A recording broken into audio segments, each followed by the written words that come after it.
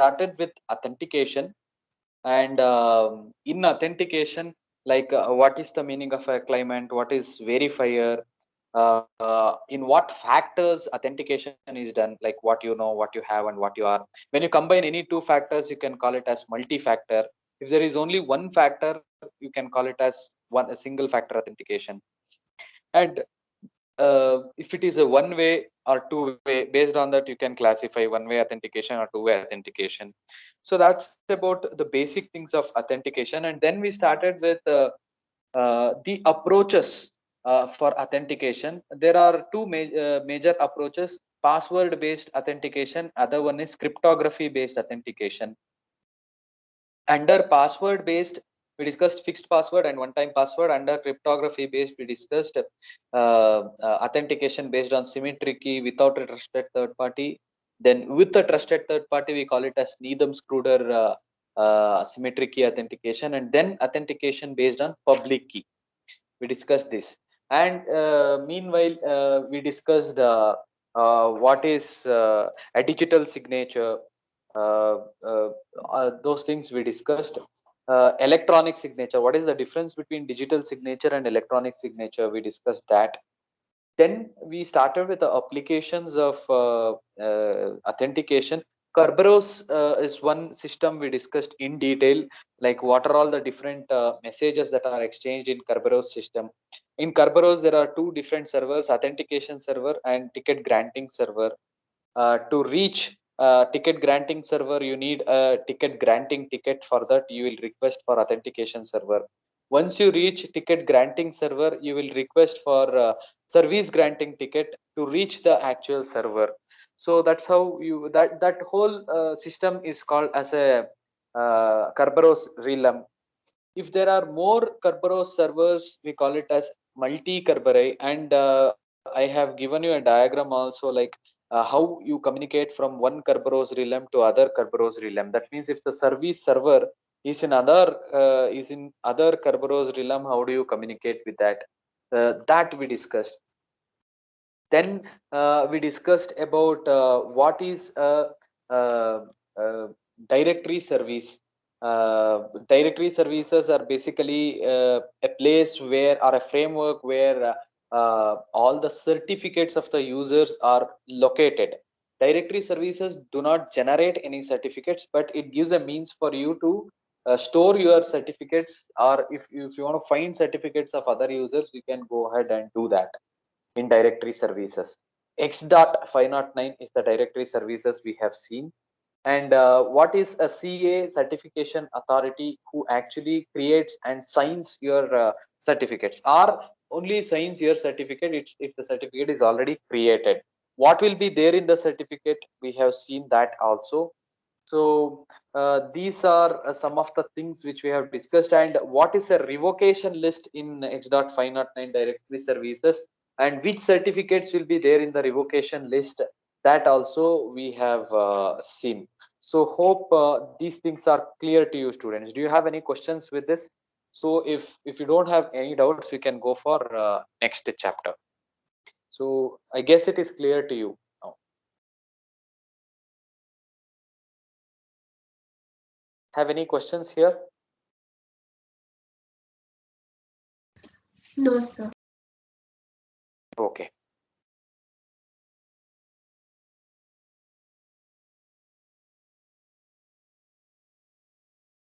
The next chapter, so let me share the PPT.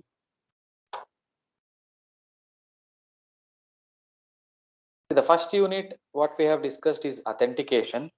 The second unit is email security. Okay, so actually the presentation what I have, it's like in a single file, all the uh, units data is there. What I will do now is I will create the first chapter PPT itself separately and share it with you. First chapter, whatever we have discussed, that will be there for your quiz. Okay, first chapter, complete first chapter will be there for your quiz one. So you haven't told me like when we can have the quiz.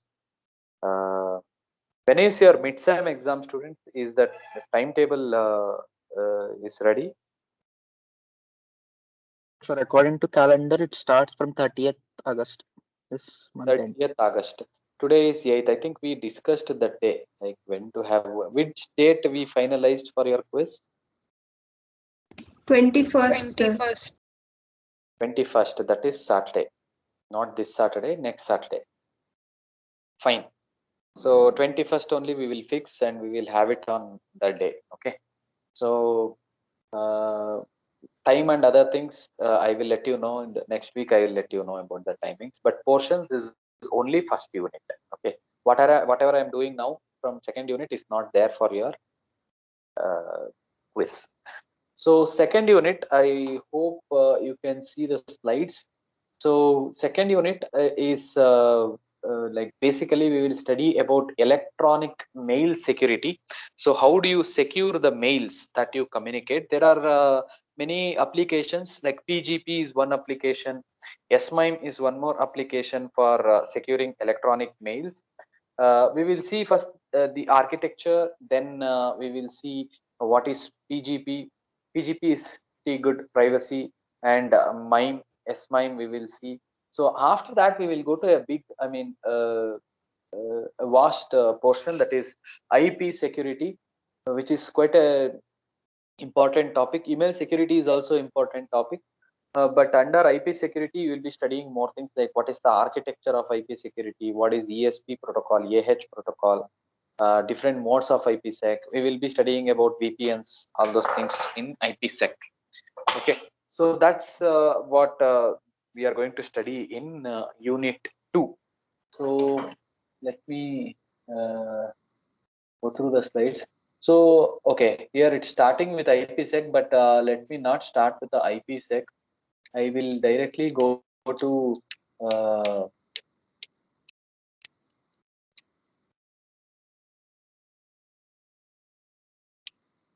in this way itself. I will give you the PPT also. Don't worry about it. So, email security. Yes, this is what I want to start today. So, what is the architecture of email, students? Do anyone know? Like, what are all the components involved in email architecture?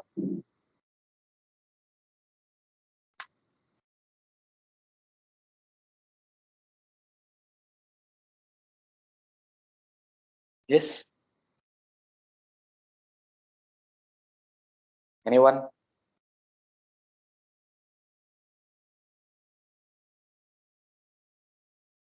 So mail servers and application like the client softwares that access the mail server to communicate. Okay, okay. Just take a note of it because it is not there in the slide. Under email architecture, a typical email architecture consists four elements. Take a note of it. A typical email architecture consists four elements. First one, post office.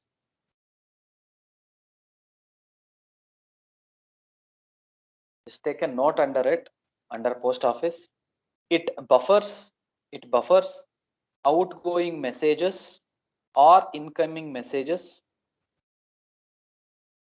It buffers outgoing messages or incoming messages before transmission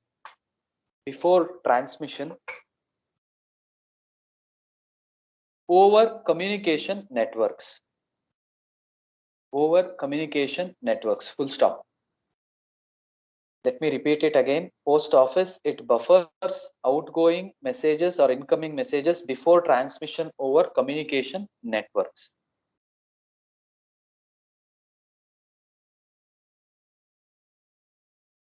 Full stop. Continue. Runs server software to route messages. Runs server software to route messages.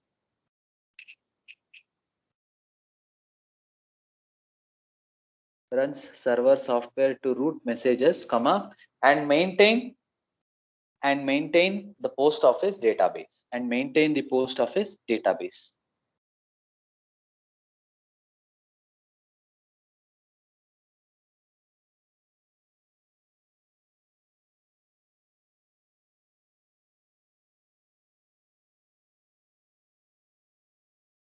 So basically, this is done by uh, simple mail transfer protocol, SNMP. Okay, so it is not a hardware device. It is basically the buffer space, and the SNMP, simple mail transfer protocol, takes care of it. Okay. Next thing is, as you said, the mail server. It is in the other name for is message transfer agent, MTA. You can in short write it as MTA, message transfer agent. Message transfer agent.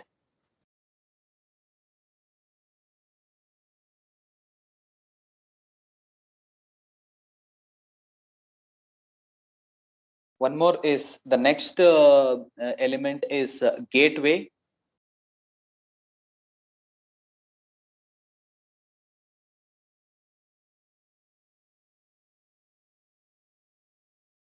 So what does this gateway do? I don't have to speak anything about message transfer agent, students. You might already know about, you should already know about what is a mail server. So we are not discussing much about it. What is a gateway? See, basically, gateways helps you for translation between different email systems, okay, or different email addressing schemes, because you might be sending a mail from a Gmail to a Yahoo or Outlook. So the mail systems are totally different here. This gateway will actually takes care of translation between these different email systems. Is that clear? So you can just make a note. Helps in translation between different email systems and different email addressing schemes and messaging protocols. Helps in translation between different email systems. Helps in translation between different email systems, comma, different email addressing schemes, and messaging protocols. Okay, this is the third element, and the last one is client. We have server, we have gateways, client, and post office. So the last one is client. Client is also called as mail user agent. Server is a mail transfer agent. Client is called as a mail user agent. In short, it is called as MUA. Is that clear? MUA. So this is the basic architecture of emails. So emails is one of the most widely used and regarded network service. Yes, without email, it's highly difficult to communicate officially. Okay, emails are considered as means of proof for whatever you communicate. Exactly. It is a judicial proof also. Previous messages contents are not secure, so may be inspected either in transmit or by suitably privileged users on destination system. That means when you send the data, how you are going to make it secure? Email is one way of doing it. It's a service. Okay, internet email is not secure. Email is like postcard. Anybody can read it. People can forge email with your name on it. Okay, so if you don't give any security for it, this is what happens. But whatever the emails that we use are secured now with the help of some applications like PGP, pretty good privacy, or mime, S mime. Is that clear? Those applications will help your email to reach the destination securely, which provides authentication, confidentiality, and integrity also. Is that clear? So that's what we are going to study in this unit. Encryption is the only protection for email. Is that clear? So email security enhancements, you have to provide confidentiality for the emails. So protection from disclosure, very important, because most of the emails what we share is confidential. Authentication of secure messages, yes, that will be taken care by message transfer agent, basically the mail servers. Then you have to provide message integrity, protection from modification, very important again, because you send something, if the receiver receives something else, it is of no use. So message confidentiality, message authentication, message integrity. The same thing. The three aspects of security is very important. Non-repudiation of origin. So protection from denial of sender. Is that clear? So all these are the enhancements what we require for security of the email. So secure email options. What options do we have for securing the email? We have PGP, which we are going to study in detail. Then you have SMIME, that is also we are going to study in detail. Special service providers, like we are not, that is not there for your syllabus. Webmail using SSL, that is also not there for your syllabus. So according to your syllabus, we will study PGP and SMIME in detail. Okay. So what's digitally signed mail? You know already what is digital signature. Mail signed with a secret key is digital signature. The same thing, the same concept is being used for signing the mails also. Okay, take the pointer. Yeah. So creates a message. So your MUA, that is mail user agent.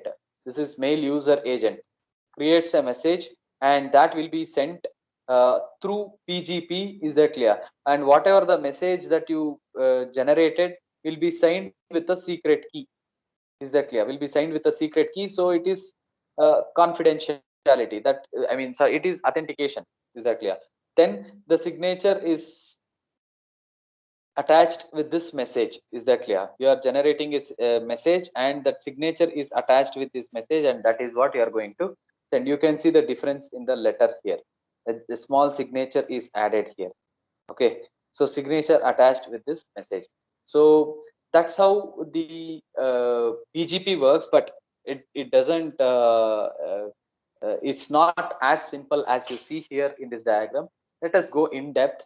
So what is digitally signed mail? Mail signed with a secret key, signature verified with a public key. Okay, let us see what's happening here. So the first point, save message in file. Sorry, this one. Save message in a file. It goes to PGP, then verify with PGP and senders public key. So then what happens? You are creating a good signature. I think the same diagram here also, not required. Yeah. What is pretty good privacy? What this pretty good privacy gives you? What are the features of it? Widely used de facto secure email, developed by Phil Zimmerman, selected best available crypto algorithms to use. Is that clear? So integrated into a single program. Functionality of PGP is encryption for confidentiality, signature for non-repudiation and authentication, sign before encrypt. Very important. You have to sign the mail before encryption. Is that clear? So signatures on unencrypted data can be detached and stored separately. Why you have to sign before encryption? Because the signatures on unencrypted data can be detached and stored separately. Is that clear? So you have to sign it before encryption. So PGP processed data is base 64 encoded. I will discuss about this also later. PGP processed data is base 64, or you can also, it is also termed as radix 64. Is that clear? Radix 64. I will give you that points. You have to note down those. So this is about PGP. If I want to say something more about PGP, the features of PGP involves encrypts email messages, generates message digests, that is MD, message digests, generates digital signatures, manages personal key rings, manages distributable public key certificates. We will see all these one by one. So before that, I would like to tell you, yeah, please note down this. Operational, take the heading as operational description, students. Operational description. Am I audible, students? Clearly? Yes, sir. Okay, please take the heading as PGP operational description. Under that, take this point. PGP provides 5 services. 5 services. First one, authentication. PGP provides 5 services. First one, authentication. Second one, confidentiality.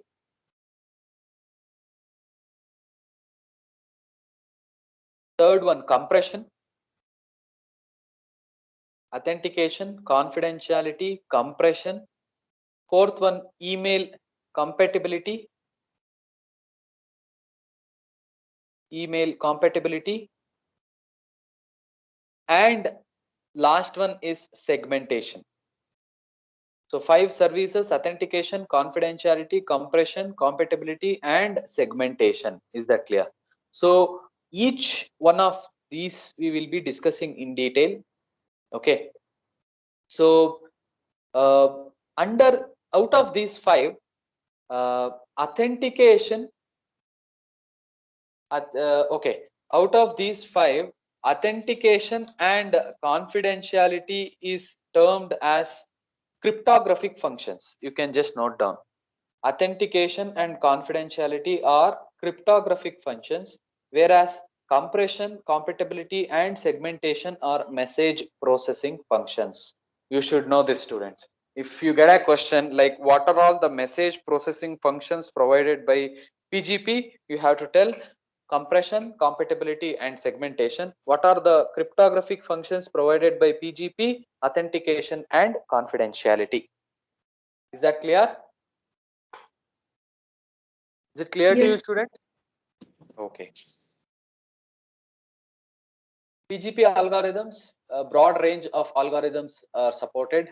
So symmetric encryption, for symmetric is basically the session keys. So that is generated by CAST 128, IDEA, 3DES, and others. Okay.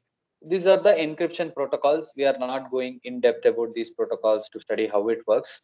Okay. So the public key encryption algorithms are public key encryption of session keys are given by RSA, Diffie-Hellman. Diffie-Hellman we are going to discuss in detail when we study about IPsec. Okay. Then hashing algorithms, SHA, MD5. We have seen these hashing algorithms before. Then signature, we are going to use RSA, DSS, and others. So this slide is quite important for you students. Just go through this slide clearly. I will share it to you anyway, maybe today or tomorrow. So these are the algorithms used by PGP or supported by PGP. Okay. So PGP operations, I've already told you: authentication, confidentiality, compression, email compatibility, segmentation. So this is what I told you. For authentication, it uses digital signature. For confidentiality, it encrypts the messages. For compression, it uses zip protocol. For email compatibility, it uses radix 64.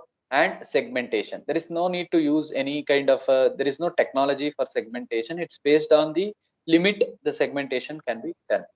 So PGP operations, the first one is authentication. So sender creates a message, SHA-1. What is SHA-1, students? Which protocol is that? Why do we use SHA-1? To hash, so sure. Yes. SHA-1 is a hashing algorithm. SHA-1 is used to generate 160-bit hash code of a message. Hash code, whatever. See, I will write a diagram here, which will actually help you. Okay.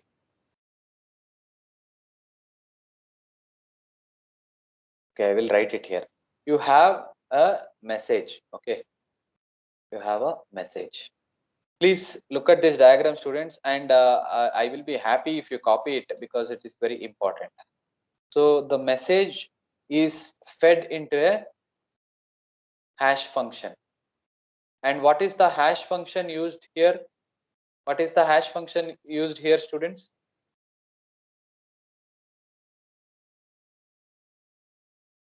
What is the hash function used in PGP?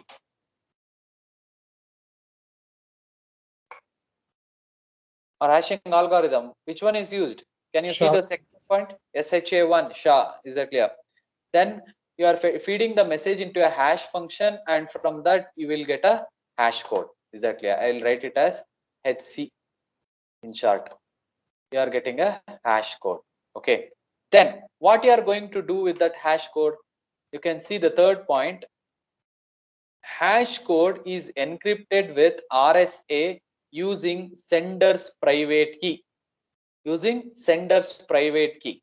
What does somebody will understand after looking at data which is encrypted using the sender's private key, students? What does the receiver will understand about that?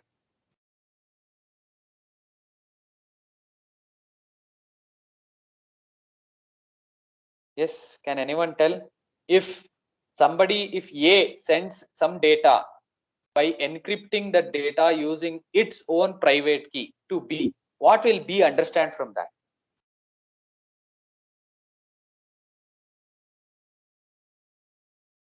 Authentication, sir. Like the other person, A has signed it. I mean, A has Yes, sent it. it's proving authentication. Why? Because when somebody encrypts using its own private key, nobody can do it. B cannot encrypt some data using A's private key, but B can encrypt any data using A's public key. Is that clear? That is possible. But B cannot encrypt something using A's private key. That is not at all possible. That's why, if for authentication, to prove authentication, any sender will use its own private key to encrypt it, and the hashed data, is that clear? The hashed data of the message is encrypted. That hash code, you can see that hash code is encrypted with RSA using the sender's private key. So let me give this hash code to a encryption function, students. HF is hash function, HC is hash code, EF is encryption function. And what is the key I am giving for the encryption function? I am giving senders. How do you represent the private key? Sender's private key. How do you do that, students? KS minus. Yes. So let me erase it.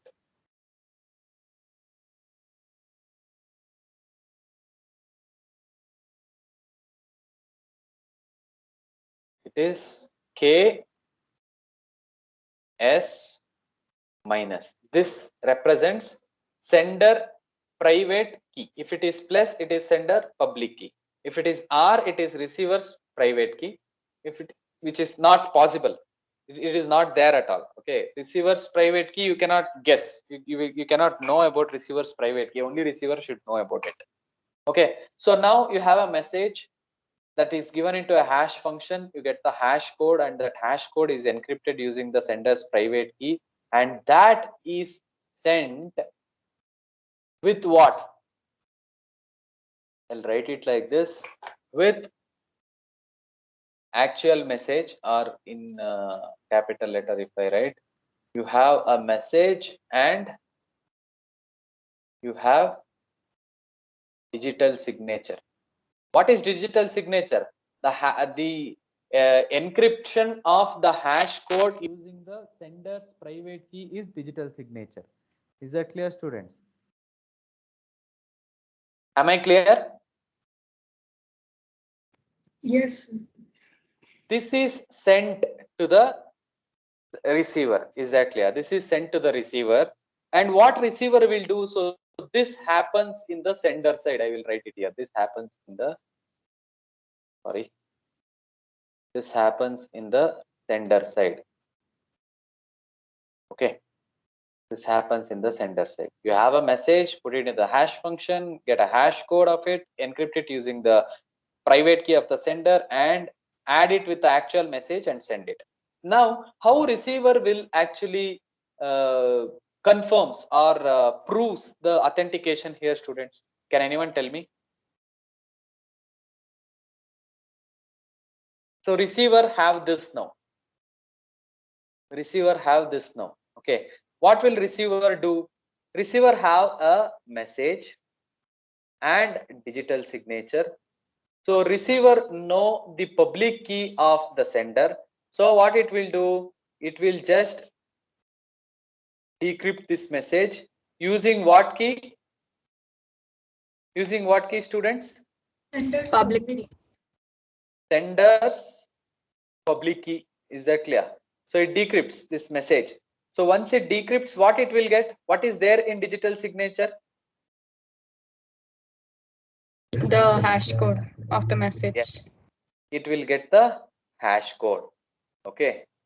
Let's see. Now, message, actual message is also there. So that message will be fed into a hash function in the receiver side. Okay. It will fed into a, it is fed into a hash function. So when you give a message to a hash function, what you get? You will get hash code. So now you have two hash codes. One is received from the receiver, other one is generated at itself. Is that clear? So when you from this, from the digital signature, what is proved? Authentication is proved. Is that clear? Now you have both the hash codes. Compare it. Both the hash codes you compare. Okay. When you compare, if it is same, what you are going to prove it, students?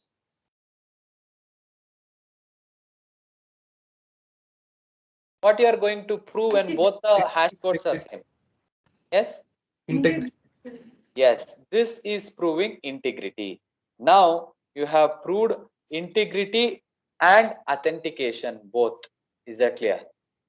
The receiver will get to know that, okay, this is from the right person, and whatever the data sent by the sender is actually, it has received the same information. Is that clear? So it is a confirmation for the receiver that it has received from the right person and the right information it has received. Is it clear, students? The authentication procedure in PGP? Yes, sir. Okay. So that's about the authentication support provided by PGP for emails.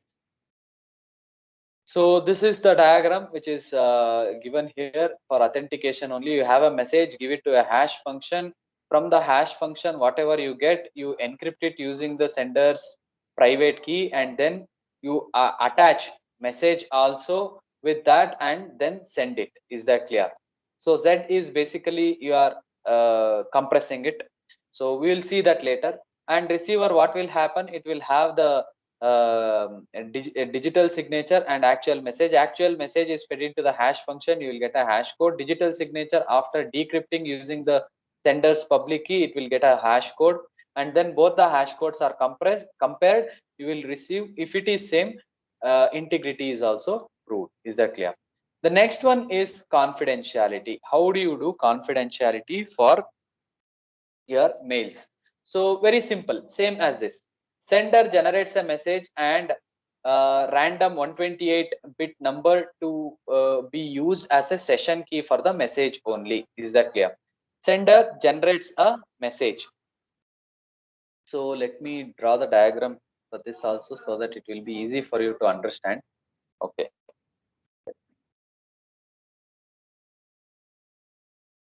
Okay. So I will write it here, students. Yes, I will write it here. So you have a message, and that message is encrypted. I have written it as encryption function. That message is encrypted using a session key, SE. Is that clear? So what is the short form that you use for session key, students? Oh shit. Message, you are giving it to a encryption function,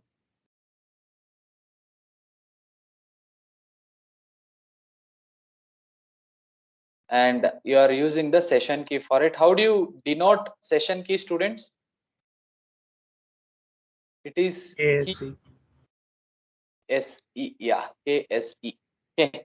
Now it is encrypted using the session key, and that is your message, encrypted message. Let me write it as in short EME. I will write it because it is encrypted message. Okay. Now this encrypted message will be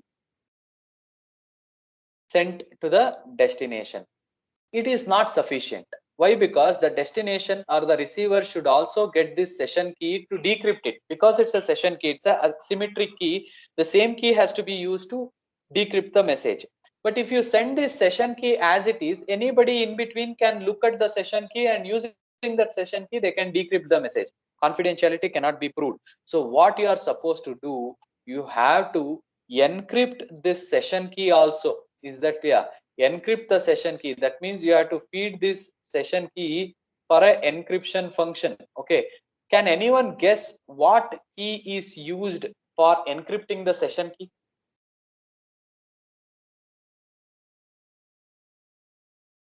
Yes. Public key of receiver. Yes. So it is basically, I will write it here since I don't have space. It is public key of receiver, which can be denoted as KR plus. Is that clear? Public key of receiver. Why? Because when you encrypt something using public key of any user, only that user can decrypt it using its own private key. Otherwise, nobody can decrypt it. Is that clear? So this is what from this what you got. You have key SE, which is actually encrypted. Session key which is encrypted. Is that clear? Now these two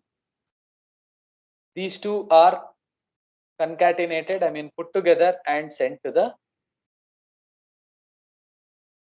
receiver. What you have here, you have a session key and you have message.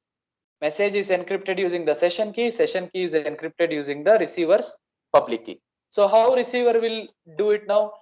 This session key has to be decrypted using the receiver's private key, and once the session key is decrypted using the session key, this message will be decrypted. Is it clear, students?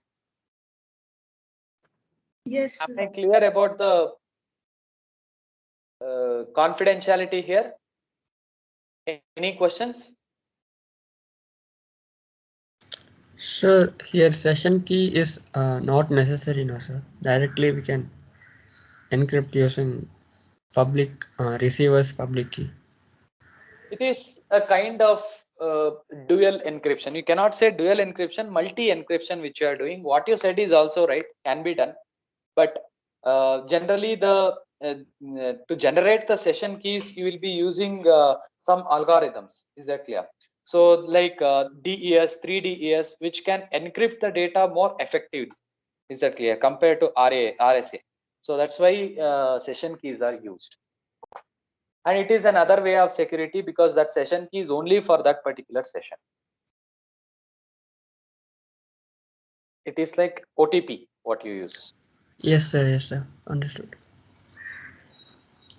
Now if you want to combine both, students, authentication and confidentiality, can you do that? Is it possible?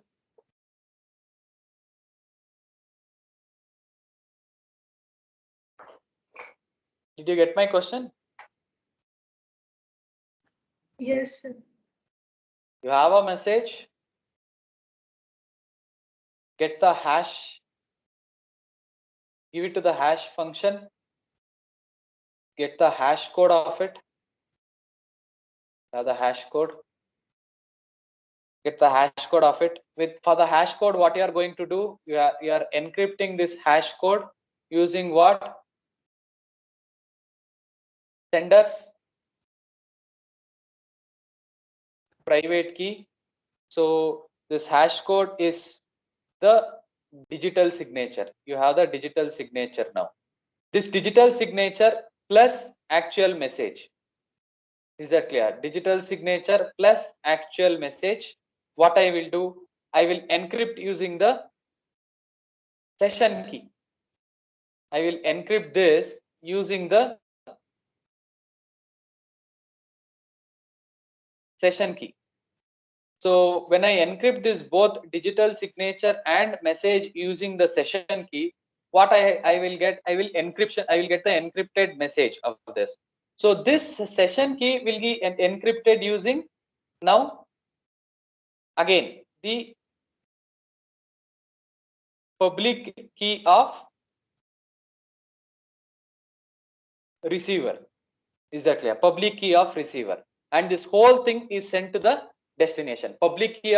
So this session key encrypted using the public key of the receiver plus digital signature plus message encrypted using the session key. If you send all these together, the same way the receiver can decrypt, and both combination of confidentiality and authentication is proved here. Is it clear, students? Any question regarding this? You want me to write the complete diagram of this? Better you can try it once.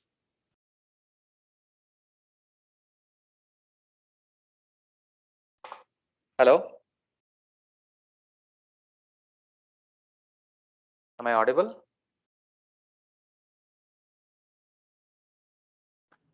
Yes. So my question is, we have seen authentication separately. We have seen confidentiality separately. There is an option to combine this, as I showed you. The receiver also will prove all authentication, confidentiality, and integrity separately. Is that clear? Can be done. For that, you have to write the diagram by yourself. Is that clear?